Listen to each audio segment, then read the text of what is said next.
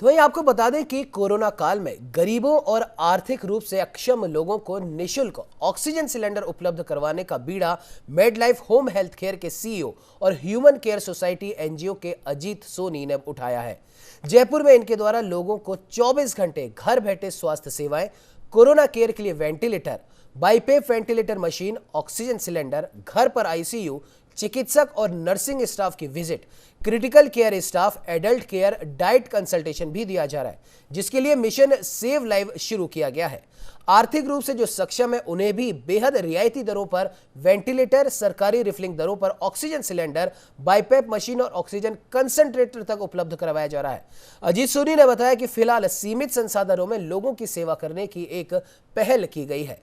समाज के भामाशाहों और उद्यमियों से भी अपील की जा रही है कि वे लोगों को प्राणवायु और चिकित्सा सुविधा मुहैया करवाने में मदद करें। न्यूज इंडिया के संवाददाता नीरज शर्मा ने मेड लाइफ सीईओ और ह्यूमन केयर सोसाइटी के अध्यक्ष अजीत सोनी से की खास बातचीत। कोरोना महामारी के दौर में जहां लगभग सभी अस्पतालों के बेड्स फुल हैं, लोग ऑक्सीजन को, वेंटिलेटर को, आईसीयूज को और उसके साथ ही अन्य मेडिकल उपकरणों को तरस रहे हैं। खास तौर पर ऑक्सीजन का संकट गहराया हुआ है। ऐसे में कुछ लोगों ने वाकई में आपदा को अवसर में बदलने का प्रयास किया है और ये सकारात्मक दिशा में प्रयास है। वास्तव में इसको कहा जाता है आपदा को अवसर में बदलना। हमारे साथ में है मेडलाइफ कंपनी के अजीत सोनी भारद्वाज जी, जो कि गरीबों को निःशुल्क रूप से ऑक्सीजन सिलेंडर मुहैया करवा रहे हैं जो लोग अफोर्ड नहीं कर सकते। इसके साथ ही लोगों के घरों तक पूरी वेंटिलेटर सुविधा, आईसीयू एट होम और उसके साथ ही ऑक्सीजन की सिलेंडर की व्यवस्था और तमाम उपकरण जो मेडिकल से जुड़े हुए हैं इनकी सप्लाई, ताकि लोग अपने घरों में ही आराम से इलाज ले सकें। यहाँ तक कि चिकित्सक और नर्सिंग कर्मी, क्रिटिकल केयर स्टाफ भी उपलब्ध करवाने की व्यवस्था की गई है। अजीत जी, बहुत बहुत स्वागत है आपका न्यूज इंडिया में। सर, कैसे ये सोच आई कि मानवता की सेवा के लिए ये सारी चीज़ें जो हैं एक साथ करनी है? बेसिकली मेडीलाइव इक्विपमेंट सप्लाई की दिशा में कार्य कर रहा है पिछले कई सालों से।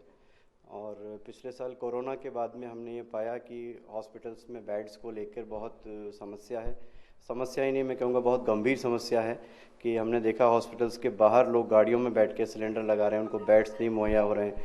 तब ये आइडिया हमारे दिमाग में आया क्यों ना हम घर पर ही ये सुविधा सबको उपलब्ध कराएं। तो इसमें हमने होम हेल्थ केयर के नाम से शुरू किया है, जिसमें हम घर पर आपको ICU bed, Fowler bed, oxygen cylinder, ventilators, BiPAP ventilators और ये सभी जो जितने उपकरण हैं आईसीयू से रिलेटेड वो हम घर पे प्रोवाइड कराते हैं। डॉक्टर ऑन कॉल भी घर पर है, साथ ही नर्सिंग स्टाफ और ग्राउंड स्टाफ की सुविधा भी घर पर उपलब्ध है।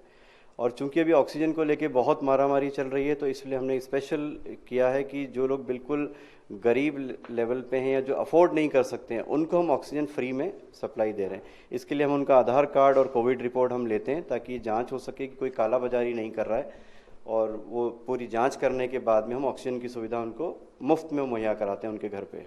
सर, ये तो बहुत समाज सेवा का काम है, निःशुल्क ऑक्सीजन उपलब्ध कराना, सांसें उपलब्ध कराना, किसी को नई जिंदगी देना।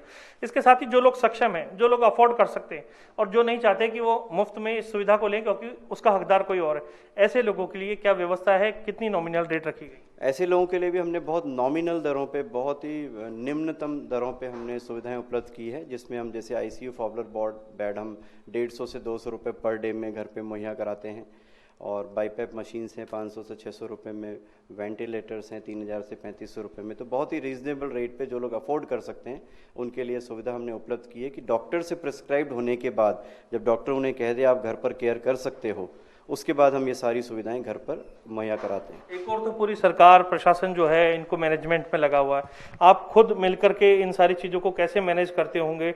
क्या व्यवस्थाएं इसके लिए की गई हैं? क्या हेल्पलाइन चालू करी है? देखिए, एक सोच थी मन में कि कुछ करना है, इस जो दुविधा का समय आया है तो सभी लोग कुछ न कुछ करेंगे जब जाके पूर्ण रूप से कुछ काम हो पाएगा। तो हमने एक टोल फ्री नंबर इसके लिए हमने चालू किया है, 1800 8904113, ये टोल फ्री नंबर है हमारा। तो इस पे आप कभी भी 24/7 ये नंबर चालू है, कोई भी कभी भी कहीं भी किसी को कोई समस्या है तो इस नंबर पे कॉल करके और हमारी सुविधाओं का लाभ उठा सकते हैं। सर, अभी आपदा का समय है, डिमांड बहुत ज़्यादा है, सप्लाई कम है, आपके पास कितने संसाधन हैं और कैसे जुटा पाते हैं? मन में कहीं आता होगा, कई लोगों के फ़ोन आते होंगे, मना भी करना पड़ता होगा। देखिए, हम धीरे धीरे इस चीज़ को भी इंक्रीज़ कर रहे हैं। आपका कहना सही है कि फ़ोन कॉल्स बहुत आ रहे हैं। अभी आज की तारीख में हमारे पास प्रति मिनट 3 कॉल आते हैं हमारे टोल फ्री नंबर पर, और हमारे लिए संभव नहीं है कि हम सभी को सुविधा मुहैया करा सकें, क्योंकि हमारे एक सीमित संसाधन है।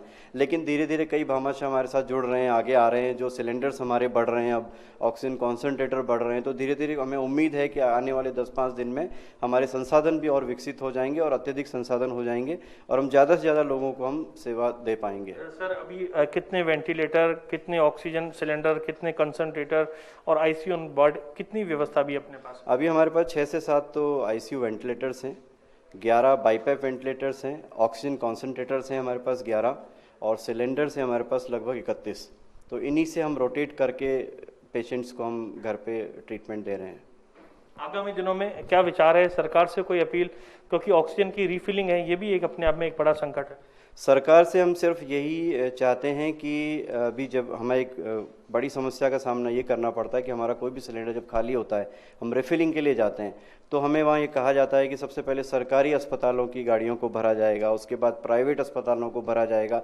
कई बार हमारा 10-10 घंटे खड़े रहने के बाद भी नंबर नहीं आता है। तो मेरी सरकार से, माननीय मुख्यमंत्री महोदय से, आपके चैनल के माध्यम से माननीय स्वास्थ्य मंत्री जी, सचिव महोदय से अपील है कि कुछ इस तरह का सिस्टम बनाया जाए कि एक रेशियो डिसाइड कर दिया जाए कि किसी प्लांट पे अगर 1000 सिलेंडर दिन में भर रहे हैं तो आप 70% गवर्नमेंट को दीजिए, 30% प्राइवेट को दीजिए। मेरी कई प्राइवेट अस्पताल वालों से बात हुई है, उनका कहना उनकी रोज़ की डिमांड 60-70 सिलेंडर के लिए उनको मिल रहे हैं, 10-15 हैं। मेरे डेली लगभग 15-16 सिलेंडर खाली होते हैं रोटेशन में, लेकिन हमें 2-3 ही मिल पाते हैं। तो एक बड़ा गैप है, बहुत बड़ा गैप है। एक गाड़ी तो हमारी प्लांट पे 20-20 घंटे खड़ी रहती है कि पता नहीं कब नंबर आ जाए। कैसे मैनेज करते हैं सर?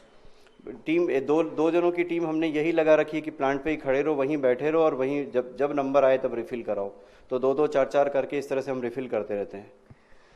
तो आम लोगों को कष्ट नहीं उठाना पड़े, इसलिए इनके लोग जो हैं वो कष्ट उठा रहे हैं, और बहुत नॉमिनल रेट पर आईसीयू के बेड भी उपलब्ध करवा रहे हैं, और उसके साथ ही ऑक्सीजन सिलेंडर भी अगर सरकारी जो रेट है उसी रेट के अंदर जो है रिफिलिंग हो रही है।